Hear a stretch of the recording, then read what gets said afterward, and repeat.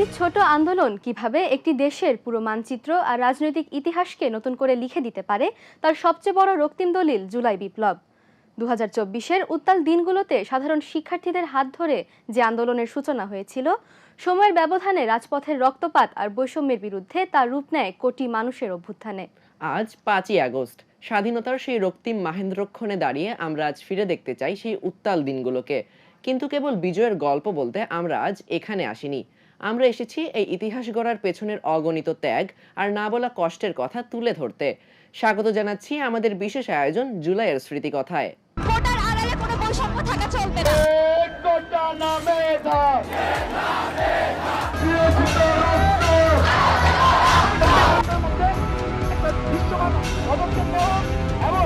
আমাদের সাথে আমাদের যে দাবি সেই দাবি পূরণ করা হোক। মুক্তিযুদ্ধের সন্তান নাতিপুতির কেউ মেধাবী না, যত রাজাকারের বাচ্চারা নাতিপুতি হলো মেধাবী, তাই না?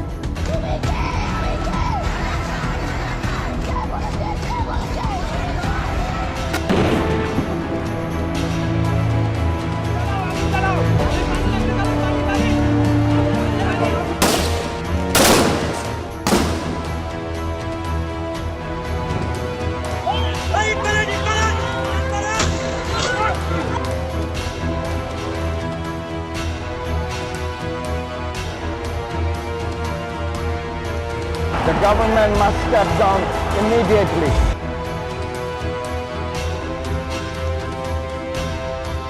যে কোনো মহৎ পরিবর্তনের পেছনে থাকে একটি স্ফুলিঙ্গ।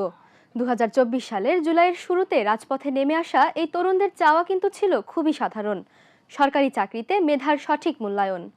কোটা না মেধা, এই দাবিতে বই খাতা হাতে মিছিল করা সাধারণ শিক্ষার্থীদের সেই আন্দোলন কিভাবে ধাপে ধাপে শাসকের বুলেট অতিক্রম করে এক দফার আন্দোলনের রূপ নিল, চলুন দেখে আসি সেই উত্তাল ইতিহাসের পথ চলা।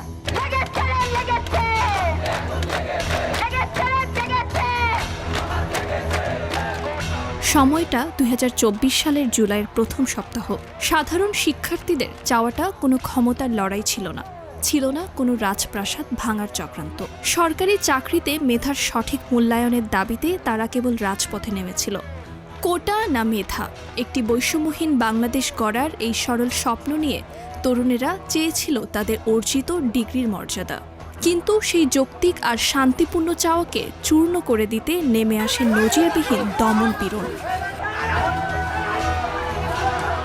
এক সপ্তাহ পরে, 2 সপ্তাহ পরে এগুলো আমরা আসলে বুঝে গেছি। এই জন্য আমরা চূড়ান্ত সমাধান চাই, এখনই চাই। সকল গ্রেডে কোটার যৌক্তিক সংস্কার আমরা চাচ্ছি। আমরা 18 সালের পরিপত্র পুনর্বহাল করতে চাচ্ছি না। সারা দেশে যে হামলা করা হয়েছে, বাধা দেওয়া হয়েছে এবং যারা বাধা দিয়েছে তাদের বিচারের দাবিতে আগামীকাল বিকাল 4টায় সারা দেশের সকল ক্যাম্পাসে বিক্ষোভ মিছিল ও সমাবেশ অনুষ্ঠিত হবে। 15ই জুলাইয়ের হামলা পেরিয়ে 16ই জুলাই রংপুরের রাজপথে দুহাত প্রসারিত করে বুলেটের সামনে আবু সাঈদের বুক চিতিয়ে দাঁড়িয়ে থাকা স্তব্ধ করে দিল পুরো বিশ্বকে। পুলিশের বুলেটে বুক ঝাঁঝরা হয়ে আবু সাঈদের মাটিতে লুটিয়ে পড়ার দৃশ্য আগুন জ্বালিয়ে দিল কোটি বাঙালির হৃদয়ে। কোন নিষ্ঠুরে মারল, তার হাতটাকে কাঁপলো না। আমার ভাইয়ের বিচার জানি হয় মৃত্যু। শ্রেণীকক্ষের বই ছেড়ে রাজপথে আসা এই তরুণদের তাজা রক্তে যখন বাংলার মাটি লাল হয়ে উঠল, তখন তা আর কেবল কোটা সংস্কারের দাবিতে আটকে রইল না।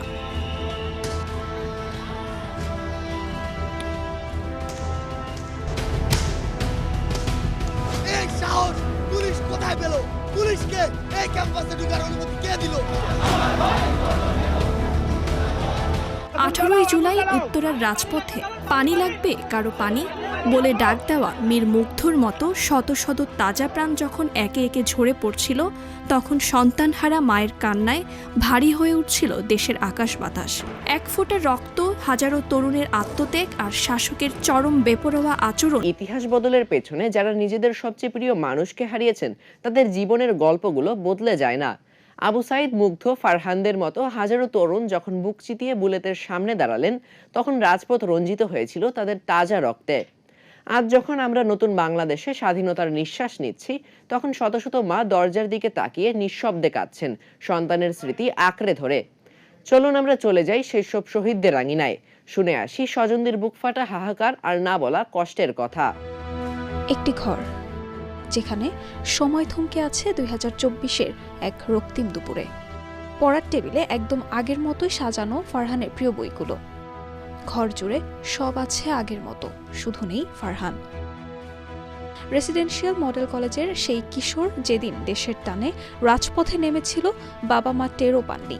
দেশের প্রতি ভালোবাসা তাকে টেনে নিয়ে গিয়েছিল বুলেটের মুখোমুখি।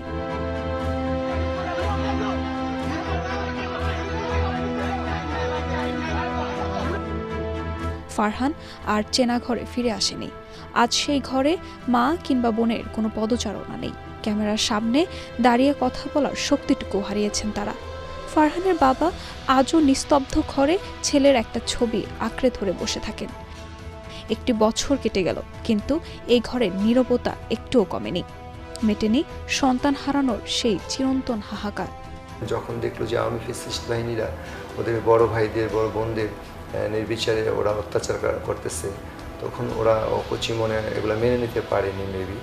তার পরিপ্রেক্ষিতে ওদের মনে এই আন্দোলনের দানা বাঁধে। 18 তারিখ যখন সে আন্দোলনে যায় ধানমন্ডি 27 নম্বরে, এক পর্যায়ে দুপুর প্রায় 2:30টার দিকে আওয়ামী ফ্যাসিস্ট বাহিনী ছোড়া গুলিতে ফারহান ফায়েজকে, আমি বলবো যে কারণ একদম টার্গেট করে ওর বুকের মধ্যেখানে ওকে গুলি করে ওর জীবন প্রদীপটা কেড়ে নেয়। তার আন্টি নাজিয়া খান ফেসবুকে একটা পোস্ট দেয় যে this is Farhan Fayaz, he is dead now, we want justice. তো এই পোস্টটা এবং তার গুলিবিদ্ধ দেহটা যে রিক্সা করে নিয়ে যাচ্ছিল, ওই দুইটা পোস্টই তখন মুহূর্তের মধ্যে বেশ ভাইরাল হয়ে যায়। এবং তখনই কিন্তু আন্দোলনের স্ফুলিঙ্গ চতুর্দিকে ছড়িয়ে পড়ে আন্দোলন বেগবান হয়। তার ধারাবাহিকতায় আমি বলবো 5ই আগস্ট ফ্যাসিস্ট পালাতে বাধ্য। যারা দোষী তাদেরকে বিচারের আওতায় এনে সর্বোচ্চ শাস্তিটা নিশ্চিত করা হোক, এটি আমাদের প্রত্যাশা।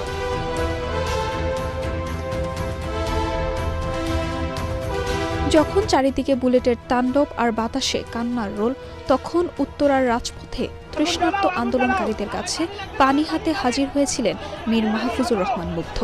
খুলনা বিশ্ববিদ্যালয় থেকে স্নাতক ও বিউপি থেকে MBA পড়া এই মেধাবী ছাত্র নিজেও একজন সমাজসেবক ও ফ্রিল্যান্সার ছিলেন। পিঠে ব্যাগ আর হাতে পানির বোতল নিয়ে শেষ মুহূর্ত পর্যন্ত জীবনের ঝুঁকি নিয়ে মানুষের সেবা করে গেছেন তিনি। মুগ্ধর স্বপ্ন ছিল নিজের প্রিয় বাইকে চড়ে দেশের 64টি জেলা ঘুরে ব্লগিং করার। 34টি জেলা ঘোরাও শেষ হয়েছিল, কিন্তু বাকি 30টি জেলা আর কোনোদিন দেখা হলো না মুগ্ধর। 18 জুলাই ঘাতকের একটি বুলেট এক নিমিষে কাড়ল তার রক্তিম জীবন, থামিয়ে দিল সব স্বপ্ন। পুরো পরিবার আজও সেই তীব্র মানসিক ধাক্কা সামলে উঠতে পারেনি। প্রতিদিন মুগ্ধর স্মৃতি আর অপূর্ণ স্বপ্নগুলোর মুখোমুখি হওয়া যেন এক অন্তহীন মানসিক যন্ত্রণা। ভালো মন্দ আমরা শেয়ার করে একজন আরেকজনের সাথে, এর মধ্যে সে বলতেছে হঠাৎ করে, আব্বু আব্বু শুনছো, এই যে আন্দোলন হইতেছে ছাত্রদের আন্দোলন, এই আন্দোলন কি সরকার মানবে? আমি বলছি এই আন্দোলন তো এটা হলো যৌক্তিক আন্দোলন। ছাত্রদের এই আন্দোলন 2 দিন আগে হোক পরে হোক মানতে বাধ্য। আমি কোনো নেগেটিভ কথা বলি না। এভাবে বিভিন্ন কথা বলছি। এক পর্যায়ে বলতেছি যে আমার বয়স যদি মুক্তিযুদ্ধের সময় যদি আমার বয়স ছিল 8+, আমার বয়স মুক্তিযুদ্ধে যাওয়ার বয়স যদি আমার থাকতো তা আমিও। তারপরে এনাম মেডিকেলে আমরা প্রথমেই নিচতলাতে যেটা এমার্জেন্সি, ওখানে আমরা 2 জন ঢুকছি, ঢুকে ওই দেখছি কারা কারা ট্রিটমেন্ট নিচ্ছে। তখন দোতলায় একজন ডাক্তার, মহিলা ডাক্তার, সে এসে বলছে যে আপনারা কি ইয়ামিনের বাবা মা? হয়তো আমাদেরকে দেখে বা এরকম কিছু একটা তারা ধারণা করছে। তখন আবার বলছে হ্যাঁ। তখন ওই ডাক্তার এসে ইয়ামিনের মাকে এরকম জড়াই ধরলো আর কি, যে আসেন নিচে আছে আপনাদের ছেলে, নিচে চলেন। কিন্তু সেও তখন কিছু বলছে না। পরে যখন ওই তালাটা খুলে দিল, দেখি যে স্ট্রেচারে শোয়ানো, এরকম ডান পাশে কাত হয়ে আছে, একটা ঘুমন্ত মানুষের মতো। কারণ যেহেতু মানে মৃত্যুটা তো বেশি সময় নেয়নি, তখনও বলা চলে 1-1.5 ঘন্টা এরকম সময় গেছে। তো মনে হচ্ছে ঘুমন্ত মানুষ যেভাবে থাকে সেইভাবে, এবং তার উপর দিয়ে এই যে নৃশংসতা ঘটে গেছে, এটা তখন তো আমরা কিছু জানিই না আর কি। তো তখন ওর মা মাথা ধরে কাঁদতেছে। তখন ডাক্তার বলতেছে যে আমরা তো ট্রিটমেন্ট করার সুযোগই পাইনি। বলে কী বলছেন আপনারা, মানে ট্রিটমেন্ট করার সুযোগ পাননি? মানে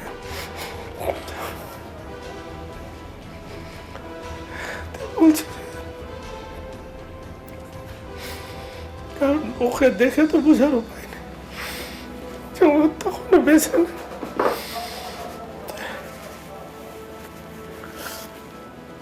আল্লাহ যেন তাকে শহীদের মর্যাদা দেয়। আর শহীদদের যেহেতু কোনো গোসল দেওয়া লাগে না, এটা আল্লাহ রাসূলের থেকে আমি হাদিস থেকে জানতে পারছি। সুতরাং কাপড় নিয়ে আসলে খালি জড়াই দিতে পারবো, কিন্তু তার গোসল দেওয়া যাবে না। পরবর্তীতে আমরা ভিডিওতে যেটা দেখেছি যে ওই প্রত্যক্ষদর্শীদের কাছে আমরা, ওর আম্মা ছোট মামা গেছিল, আমি যাই নাই, পাকিজা মোড় মডার্ন মসজিদের যে উল্টা মাঝামাঝি এই জায়গাটাতে, তো বলছে হঠাৎ করে ওই জুতা খুলে নাকি দৌড়ে ওই এপিসির উপর উঠে যেয়ে ওই ঢাকনাটা বন্ধ করতে গেছে। তখন ওই এক ঘাতক পুলিশ নেমে এসে একেবারে ওর বুকের ওখানে ঠেকাইয়ে শটগান দিয়ে গুলি করার পর ওখানে পড়ে যায়। তো তখন ওকে ওরা ওখান থেকে নামায় না নিয়ে ওই শিমুলতলা আর এই পাকিজা মোড়ে এই টোটালটা কয়েকবার করে চক্কর দেয়। তখন যখন ছাত্র জনতার মিছিল যখন দূরে সরে যায়, কারণ ওটা তো ওখানে ছটফট করছে, স্বাভাবিকভাবে সবাই ভয় পাওয়ার কথা। এক পর্যায়ে যখন সরে গেছে তখনই হচ্ছে ওকে এপিসির থেকে যে ফেলানোর যে আমরা এটা দেখতে পাই, ভিডিওটা দেখি। এইটা বিচারের বিষয়টা, ধরেন আমাদের দেশে বিচার চাওয়াটা তো বড় কথা না, বিচার যারা করবে তাদের ইচ্ছেটা হচ্ছে এখানে বড় কথা। এই লড়াইয়ে কেবল বড়রাই নয়, মাতৃভূমির টানে রাজপথে নেমে এসেছিল 10ম শ্রেণীর কিশোর শাহরিয়ার খান আনাসও। 5ই আগস্ট সকালে পুরান ঢাকার বাসা থেকে বের হওয়ার আগে বাবা মায়ের উদ্দেশ্যে খাতার পাতায় এক অমর চিঠি লিখে রেখে যায় 16 বছরের এই কিশোর।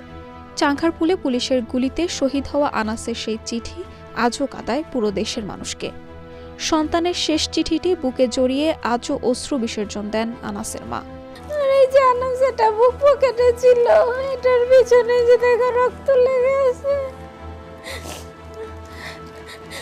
এটার উপরে আনাস বুকের পকেটের উপরে এই গুলিটা খায়। এই যে এই মোবাইলটা কোনো সিম ছিল না, এই মোবাইলে শুধু নাম্বারগুলো সেভ ছিল, ওইটা দেখে আন্দোলনকারীরা আমাদের কল দিছে। একটা মায়ের জন্য তো মেয়ের যে কত কষ্টে আমি দুনিয়াতে কতদিনে আইয়াছি, যখন আমার মনে পড়ে যে আমার কলিজার টুকরা এইভাবে রিক্সাতে পড়ে আছে।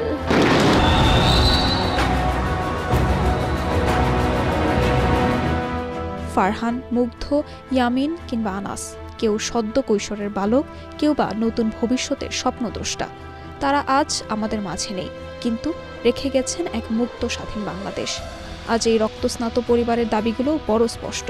তারা চান না কেবল জুলাই মাস আসলেই ধুলো ছেড়ে এসব বীরদের মনে রাখা হোক, আর বছরের বাকি দিনগুলোতে তাদের ভুলে যাওয়া হোক। প্রতিটি দিন, প্রতিটি মুহূর্তে এই বীরদের যেন দেওয়া হয় সমান মর্যাদা ও শ্রদ্ধা। আর আন্তর্জাতিক অপরাধ ট্রাইব্যুনালে যে বিচারের প্রক্রিয়া চলছে তার দ্রুত ও দৃষ্টান্তমূলক বাস্তবায়ন দেখতে চান তারা। যতদিন না এই অন্যায়ের ও হত্যাকাণ্ডের রূপকারদের শাস্তি হচ্ছে, ততদিন এই মা বাবাদের চোখের জল শুকাবে না। নতুন এই বাংলাদেশে বিচারের সেই দিনটির অপেক্ষায় আজ পুরো জাতি।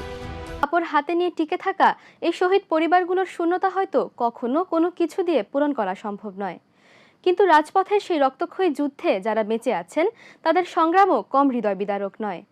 পুলিশের বুলেটে চিরতরে পঙ্গু হওয়া, চোখের দৃষ্টি হারানো কিংবা পঙ্গুত্ব সাথে নিয়ে শুয়ে থাকা তরুণরা আজও লড়ে যাচ্ছেন প্রতিদিনের জীবনের সঙ্গে।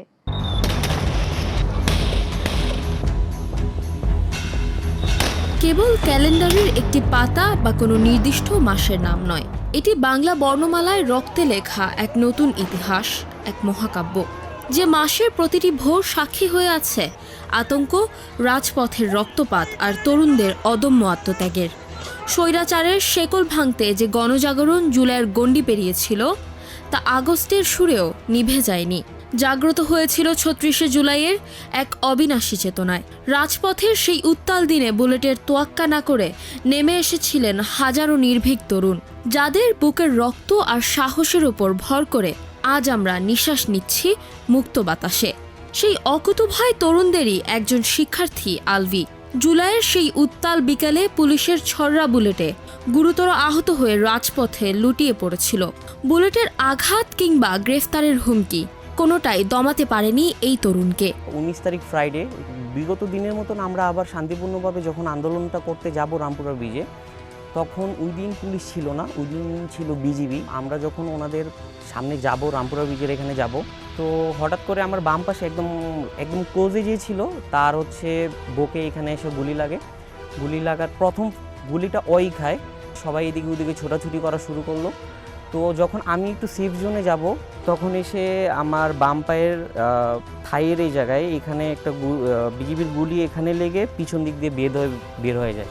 তো তখন আমি সাউন্ড শুনে নিচে তাকানোর পর দেখে আমার ব্লিডিং শুরু হয়েছে। আমার পায়ে কোনো শক্তি ছিল না, আমি সাথে সাথে মাটিতে লুটে পড়ি। তো তারপর ওখানে স্ট্রেঞ্জার যারা ছিল, মানে সাধারণ জনগণ যারা ছিল, ধরার পর যে রিক্সা করে আমাকে ফরাজি হসপিটালে নিয়ে আসলো। আমি যখন যাই তার 5 মিনিটের ভিতরে অ্যাটলিস্ট 7টা থেকে 8টা ডেড বডি ঢুকছে ফরাজি হসপিটালে। তো ওই অবস্থা দেখে আমি আশা ছেড়ে দিয়েছিলাম যে হয়তো আমিও মারা যাবো ওদের মতন। আলভি রাজপথে সাহস দেখালেও মৃত্যুর মুখ থেকে সন্তানকে ফিরে পেয়ে আজও শিউরে ওঠেন তার মা। কষ্টগুলা বলার মতো নয়, এখনো আমার কান্না আসে ওই দৃশ্যগুলা দেখলে। আমার একটা ছেলে 71-এর যুদ্ধ দেখিনি, কিন্তু ওই দিনের কাহিনী দেখে আজও আমার মানে ঘুম থেকেও আতঙ্ক উঠে যায়। মানে ওই দৃশ্যগুলো বলতে পারি না যে হয়েছে। আমার ছেলের সাথে অনেক মানুষ মারা গেছে, কিন্তু আমি মানে চিন্তাও করি না আমার ছেলে বেঁচে থাকবে। আর আমাদের পরিস্থিতিটা এত ভয়াবহ ছিল, আমরা বাসায়ও থাকতে পারি না ছেলে নিয়ে, বাসায় এদিক সেদিক ঘুরতাম। শুধু আলভি একা নন, এমন হাজারো তরুণের শরীরে আজও বয়ে গেছে জুলাই বিপ্লবের রক্তিম স্মৃতি, ঠিক যেমনটা ঘটেছে ফাহিমের জীবনে। অবশ্যই আমরা স্বৈরাচার থেকে মুক্ত হয়েছি, তো অবশ্যই আমরা সফল। জুলাইয়ের উত্তাল দিনগুলোতে উত্তরার রাজপথ যখন বারুদের গন্ধে ভারী, চারিদিকে বুলেটের তাণ্ডব, তখন হাত জোর করে পুলিশকে গুলি থামাতে আকুতি জানিয়েছিল রাতুল। তার আকুতি শোনেনি ঘাতকেরা, উল্টো পয়েন্ট ব্লাঙ্ক রেঞ্জ থেকে রাতুলকে লক্ষ্য করে চালিয়ে দেওয়া হয় বুলেট। সরকার পতন হয় 5 তারিখে।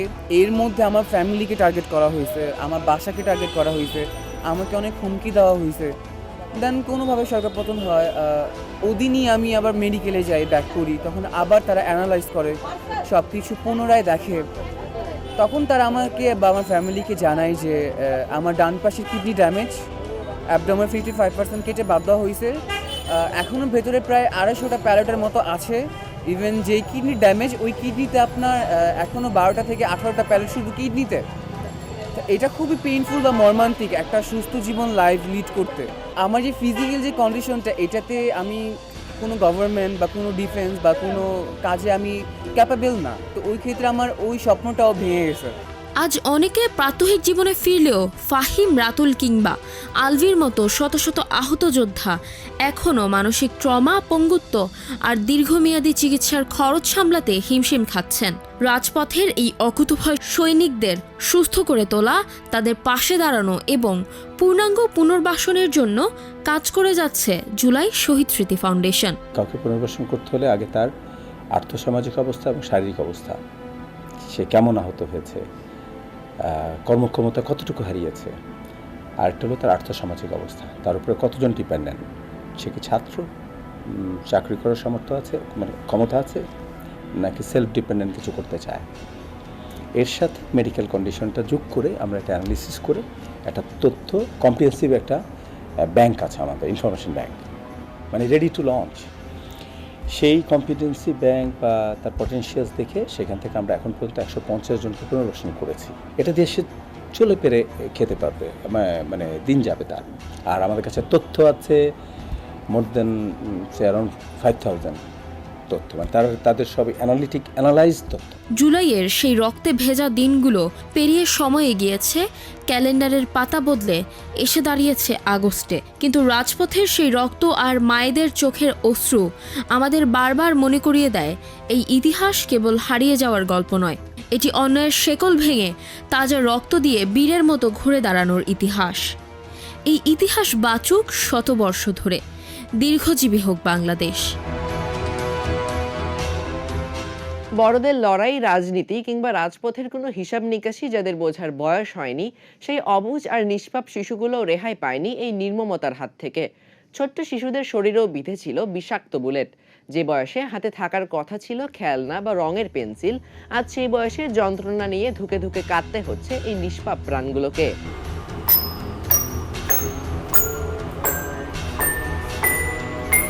ছোট্ট আঙুলের ছোঁয়ায় খেলনা পিয়ানোয় সুর উঠছে ঠিকই, কিন্তু যে সুর সুমধুর হওয়ার কথা সেই সুরটি আজ কেবল ভেসে বেড়াচ্ছে অপার কষ্ট আর নীরব বেদনা। পিয়ানোর কিবোর্ডে মুসা যখন আনমনে চেপে ধরে রঙিন চাবিগুলো, তখন সুরের বদলে যেন চারপাশে ছড়িয়ে পড়ে এক বুক চাপা হাহাকার।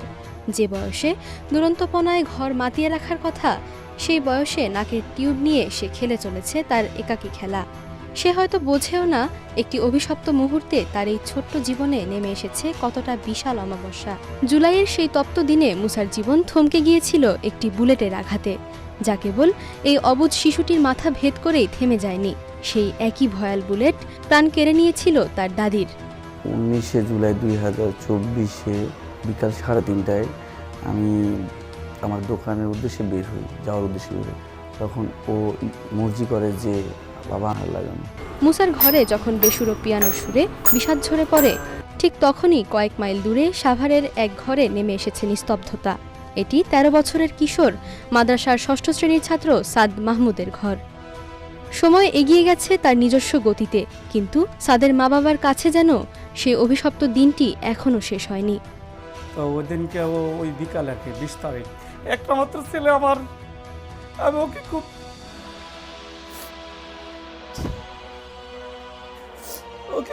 মানে করতাম।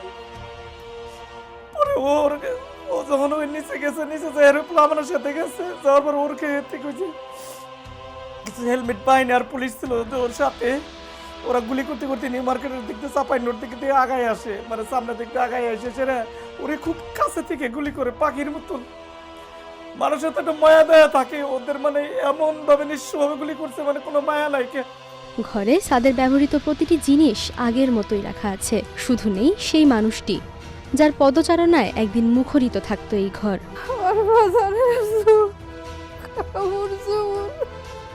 এটি দেখলে আমার কলজে কুলাই না। আমার এই যে এটি বিদ্যে ফুটবল খেলা চাইতো।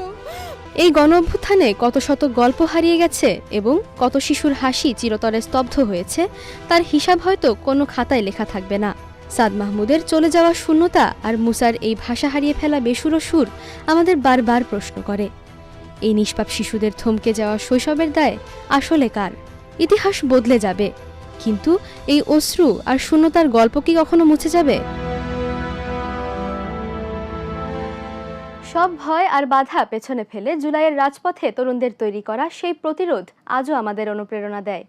শত শত সহযোদ্ধার আত্মত্যাগ চোখের সামনে দেখেও কিভাবে লড়াইয়ের ময়দানে টিকেছিলেন আমাদের শিক্ষার্থীরা। সেদিনের সেই রক্তঝরা বাস্তবতার অভিজ্ঞতা আর নতুন বাংলাদেশ গড়ার স্বপ্ন নিয়ে কি ভাবছেন তারা? চলুন এবার আড্ডা দেওয়া যাক জুলাই আন্দোলনের রাজপথের এমনই এক সম্মুখ সারির সহযোদ্ধার সাথে। আগামীকাল 5ই আগস্ট সারা দেশের মুক্তিকামী জনতাকে ঢাকার উদ্দেশ্যে রওনা হওয়ার জন্য আমরা আহ্বান জানাচ্ছি।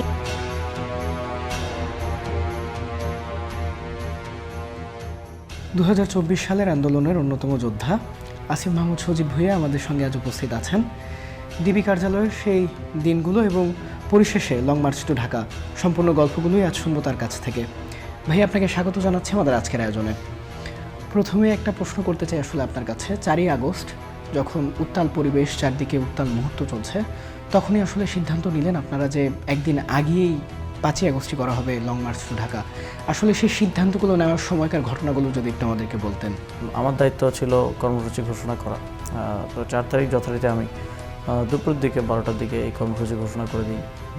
6 তারিখ লং মার্চ টু ঢাকা এবং 5 তারিখের কর্মসূচি। তো ঘোষণার পর থেকে মোটামুটি আমরা তো বিভিন্ন ইনফরমেশনের ভিত্তিতে আসলে সিদ্ধান্ত গ্রহণ করতাম। তো বিভিন্ন জায়গা থেকে ইনফরমেশন আসা শুরু করে যে আওয়ামী লীগ ঢাকায় লোকবল বাড়াচ্ছে, তারা আরও সময় নিচ্ছে, মানে এই সময়টাকে তারা কাজে লাগাচ্ছে ঢাকা দখল করার জন্য, আন্দোলনকে দমিয়ে দেওয়ার জন্য। এবং এর বাইরেও আমরা জানতে পারি যে বিভিন্ন জায়গা থেকে যে প্রশাসন এখন আওয়ামী লীগের ওই কন্ট্রোলটা সেভাবে নাই।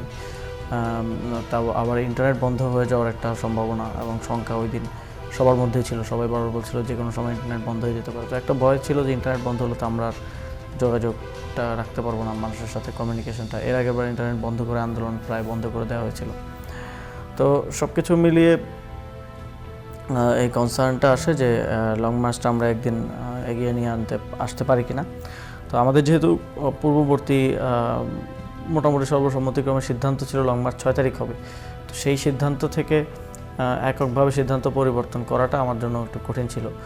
কিন্তু সে সময়কার যে পরিস্থিতি, সার্বিক পরিস্থিতির বিবেচনায় মনে হচ্ছিল যে লং মার্চটা এগিয়ে নিয়ে আসা প্রয়োজন একদিন। উত্তরার রাতুল এবং শহীদ কিশোর আনাস, তাদের মতো আসলে কম বয়সী শিক্ষার্থীরাও যখন এই আন্দোলনে আর কি অংশগ্রহণ করে তাদের জীবনগুলো হারাচ্ছিল, তখন আসলে ঠিক কতটা অনুপ্রেরণা পেয়েছিলেন তাদের জন্য বাংলাদেশকে নিয়ে কাজ করার?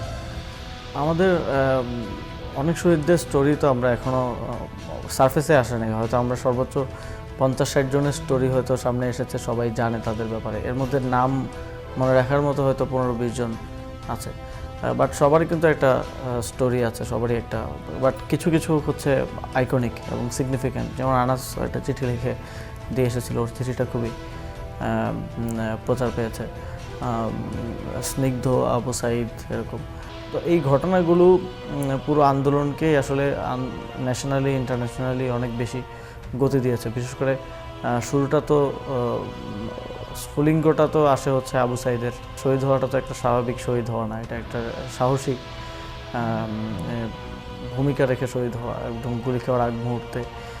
এবং ওইটাই আমার মনে হয় সবাইকে এক ধরনের অনুপ্রেরণা দিয়েছে। আসলে আন্দোলনের সময়গুলোতে আপনাদের লজিস্টিক্সগুলো এবং তথ্য আদান প্রদানের বিষয়গুলো মানে এত নিখুঁতভাবে কীভাবে সমন্বয় করতে পেরেছিলেন?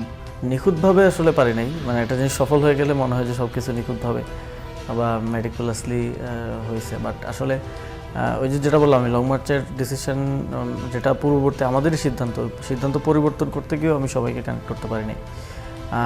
কারণ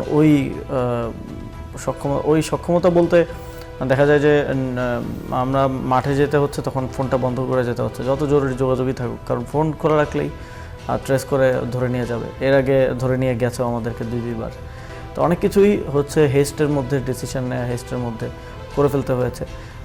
তো যে সফল হয়ে গেছে এই জন্য এটা নিয়ে আলোচনা নেই, কিন্তু ব্যর্থ হইলে আবার ঠিকই 5 তারিখে লং মার্চে গিয়ে আনার সিদ্ধান্তটা যদি আলটিমেটলি ব্যর্থ হতো এবং 5 তারিখে আমরা ফেল করতাম, তাহলে আবার আমার উপর দায় আসতো যে আসিফ একা কেন এই সিদ্ধান্ত নিয়ে নিল। তো ওইটাই আর কি। তো এই জন্য সব কিছু সফল হয়েছে, আমাদের সৌভাগ্য এবং সাধারণ মানুষ আমাদের ডাকে সাড়া দিয়েছে। ফলে মনে হয় যে সব কিছু পারফেক্টলি, বাইরে থেকে দেখলে মনে হয় যে কী সুন্দর পারফেক্টলি প্ল্যান্ড কর্মসূচির নামগুলো অ্যাপিল তৈরি করতেছে। বাট এই জিনিসগুলোর পেছনের একটা স্টোরি আমাদের আছে। 5ই আগস্ট যখন এতদিনের সাধনার পর বুঝতে পারলেন যে বিগত সরকারের পতন হচ্ছে, সেই সময় অনুভূতিটা যদি একটু বলতেন। 5ই আগস্ট যখন আমি খবর পাই, তখন আমরা আসলে মিছিল নিয়ে যাচ্ছিলাম এর দিকে, গণভবনের দিকে। ফার্মগেট পার হওয়ার সময়ই আসলে খবর পাই শেখ হাসিনা পালিয়ে গেছে, এবং তখনই প্রথম জানতে পারি। তো অবশ্যই এই বিষয়টা তো প্রথমে আমার বিশ্বাস হয় নাই, বিস্ময়করই ছিল একরকম। এবং আমরা শেখ হাসিনার পতন ঘটাবো এটা ডিটারমাইন্ড থাকলেও কোন পদ্ধতিতে হবে, সে কি পালিয়ে যাবে নাকি গ্রেফতার হবে, এটা আমরা তো এটা জানতাম না, বা এটা তখন অ্যান্টিসিপেট করা সহজ ছিল না আর কি। তো আবার 5 তারিখেই যে আমরা সফল হব এটাও নিশ্চয়তা ছিল না। আমাদের একটা ধারণা ছিল যে আরও লম্বা সময় লাগতে পারে। তো ওই দিন সশস্ত্র বাহিনী গুলি করেনি। তো তারা হয়তো দেখেছে এত বেশি মানুষ আসতেছে যে এটা গুলি করেও এটা ওভারকাম করা পসিবল না, কারণ গণভবনের চারিদিকে যতগুলো রাস্তা আছে সবগুলো দিয়েই তো মানে অন্তহীন মিছিলের ঢেউ আসছিল। তো ওইখানে গুলি করলেও সম্ভবত ওই দিন শেখ হাসিনাকে বাঁচানো সম্ভব না, সেই জন্য তারা তাকে এখান থেকে পালিয়ে যেতে সহায়তা করে। তো ওটা অবশ্যই খুবই ভালো অনুভূতি ছিল, কিন্তু ওই সময়টাতে আমরা আসলে উদযাপন করার সুযোগ পাইনি। কিন্তু তখন মনে হচ্ছিল যে এত মানুষের জীবন দেওয়াটা সার্থক হলো। আগামী বাংলাদেশটা কেমন দেখতে চান? গণঅভ্যুত্থানটা একটা ডেভেলপমেন্ট আমার মনে হয়, এবং আমার মনে হয় যে মানুষের এই প্রতিবাদ করার যে স্পৃহা এবং এই রাজনীতি সচেতনতা, এটার কারণেই বাংলাদেশ সামনের দিকে এগিয়ে যাবে। এখন আর ওই আগের মতো জবাবদিহিতার ঊর্ধ্বে থাকার সুযোগ নাই। তো এই পরিবেশটা থাকলে আমার মনে হয় যে ভবিষ্যৎ বাংলাদেশ সুন্দর দিকে যাবে। আচ্ছা ভাই, অসংখ্য ধন্যবাদ, আসলে এত ব্যস্ততার মাঝে আমাদেরকে সময় দিলেন, অসংখ্য ধন্যবাদ আপনাকে। আন্দোলনের এই মহাকাব্যিক পথ চলা শত সহস্র শহীদের রক্ত আর রক্তক্ষয়ী সংগ্রামের মধ্য দিয়েই ঘনিয়ে আসে বিজয়ের সেই মাহেন্দ্রক্ষণ। 5ই আগস্টের সূর্য যখন উদিত হয় তখন বিশ্ব দেখে ছাত্র জনতার এক অভূতপূর্ব অভ্যুত্থান। কিন্তু সেই 5ই আগস্টের বিজয় উল্লাস এবং তার পরের বাংলাদেশ আসলে কেমন ছিল? অবশেষে এলো সেই কাঙ্ক্ষিত 5ই আগস্ট। ছাত্র জনতার রক্তক্ষয়ী সংগ্রাম ও অভূতপূর্ব এক গণ অভ্যুত্থানের মুখে পদত্যাগ করে দেশ ছেড়ে পালিয়ে যেতে বাধ্য হলেন দীর্ঘ 16 বছরের স্বৈরাচারী শাসক। সেই সাথে অবসান ঘটল এক কালো অধ্যায়ের। 5ই আগস্টের বিজয়ে লাখো মানুষের ঢল ঢাকামুখী। গণভবন থেকে শুরু করে জাতীয় সংসদ ভবন, পুরো রাজধানী পরিণত হল মুক্তির এক আনন্দময় প্রান্তরে। লাল সবুজের পতাকা হাতে কোটি বাঙালির সেই উল্লাস জানিয়ে দিল বাংলাদেশ আর কখনোই কোনো স্বৈরাচারের অধীনে থাকবে না। কিন্তু 5ই আগস্টের বিজয়ের অর্থ কেবল শাসকের পরিবর্তন ছিল না, তা ছিল অন্যায় ও বৈষম্যের বিরুদ্ধে এক অবিরাম লড়াইয়ের প্রতিশ্রুতি। 5ই আগস্টের পর যখন নতুন বাংলাদেশ বিনির্মাণের স্বপ্ন তৈরি হচ্ছিল, ঠিক তখনও সত্য ও ইনসাফের পক্ষে নির্ভীক কণ্ঠস্বর হয়ে রাজপথে নেমেছিল শরীফ ওসমান হাদি। স্বৈরাচারের অন্যায়ের বিরুদ্ধে তিনি সোচ্চার ছিলেন অবিচল শক্তিতে, কিন্তু ষড়যন্ত্রকারীরা তাকে থামিয়ে দিতে চেয়েছিল। আততায়ীর বুলেটে রক্তে রঞ্জিত হতে হয় এই বীর সন্তানকে, গ্রহণ করতে হয় শাহাদাত। আমাদেরকে গুলি করার আগ পর্যন্ত কোনো কিছুটা আমাদের গায়ে লাগে না। যতক্ষণ না পর্যন্ত বুকে বা মাথায় গুলি চলবে ততক্ষণ পর্যন্ত আমরা কোনো স্ট্রাগল মনে করি না, এবং এক্সট্রা কোনো সিকিউরিটি লাগবে না। শুধু আমাদেরকে যদি কেউ গুলি করে মেরে ফেলে তাকে যেন ধরে বিচার করা হয়। আজ 5ই আগস্টের এই ঐতিহাসিক স্মরণীয় দিনে দাঁড়িয়ে তাই স্পষ্ট, আমাদের এই স্বাধীনতা কেবল উদযাপনের নয়, এটি রক্ষা করার দায়িত্ব আমাদের সকলের। তার জানাজায় নেমে এসেছিল লক্ষ লক্ষ মানুষ। সকলের হৃদয়ে ছিল ভালোবাসা, আর নিঃশব্দে বয়ে যাচ্ছিল নীরব কান্না। বাবার হাত ধরে এসেছিল ছোট্ট ছোট্ট শিশুরাও, যাদের চেতনা এই হাদির মতোই ন্যায় আর ইনসাফের বাংলাদেশ।